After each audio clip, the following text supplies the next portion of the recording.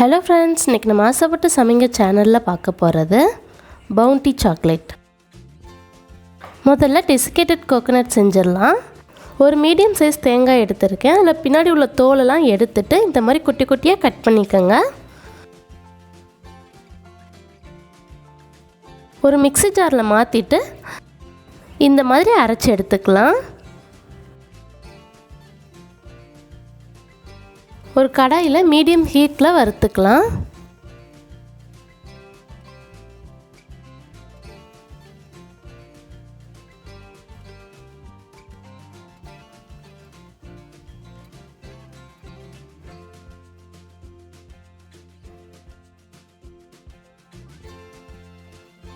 பாருங்கள், இந்த அளவு இருந்தால் சரியாக இருக்கும். இது அப்படியே ஆறுனதும் உங்களுக்கு ஏர்டைட் பாக்ஸில் போட்டு ஃப்ரிட்ஜில் ஸ்டோர் பண்ணிட்டீங்கன்னா கெடாது. 4 டேபிள் ஸ்பூன் கண்டென்ஸ்டு மில்க் சேர்த்துக்கலாம்.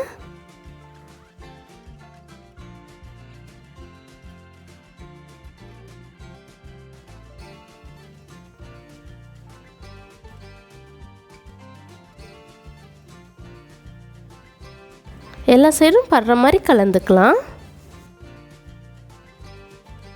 கலந்ததும் இது ஆறுனதும் அப்படியே கொஞ்சம் நேரம் ஃப்ரிட்ஜில் வச்சுருங்க.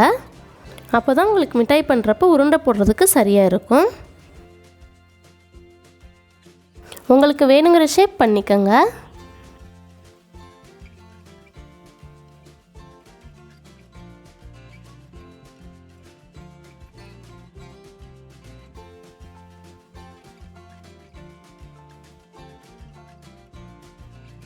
பாருங்கள், இந்த மாதிரி எல்லாத்தையும் உருண்டை போட்டதுக்கப்புறம் ஃப்ரீசரில் ஒரு 10 நிமிஷம் இருக்கட்டும்.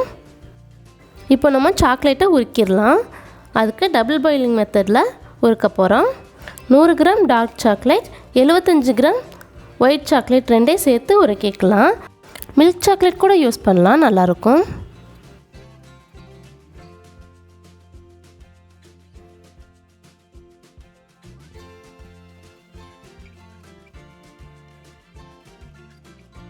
பாருங்கள், நல்லா உருகிருச்சு. நம்ம செஞ்சு வச்சுருந்த தேங்காவை எடுத்து இந்த சாக்லேட்டில் ஒரு தடவை டிப் பண்ணிவிட்டு நம்ம பட்டர் பேப்பரில் வச்சிங்கன்னா எடுக்கிறதுக்கு கொஞ்சம் ஈஸியாக இருக்கும்.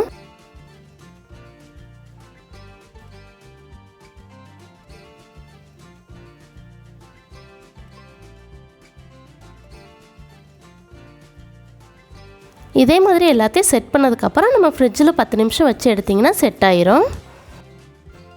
நான் இன்றைக்கி இந்த மாதிரி மோல்டில் பவுண்டி சாக்லேட் செய்ய போகிறேன். இது பார்க்குறதுக்கே ரொம்ப அழகாக இருக்கும். இந்த மாதிரி ஒரு லேயர் சாக்லேட் ஃபில் பண்ணிவிட்டு அதுக்குள்ளே கொஞ்சம் கொஞ்சமாக செஞ்சு வச்சுருந்தா அந்த தேங்காவே உள்ளே வச்சிடலாம்.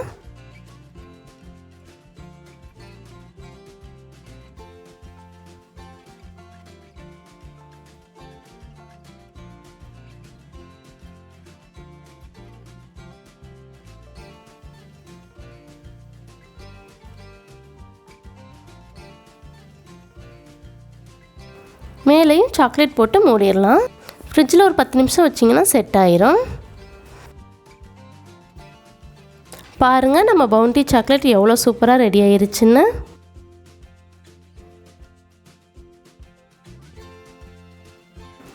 நம்ம மோல்டில் வச்ச சாக்லேட்டும் ரெடி ஆயிருச்சு.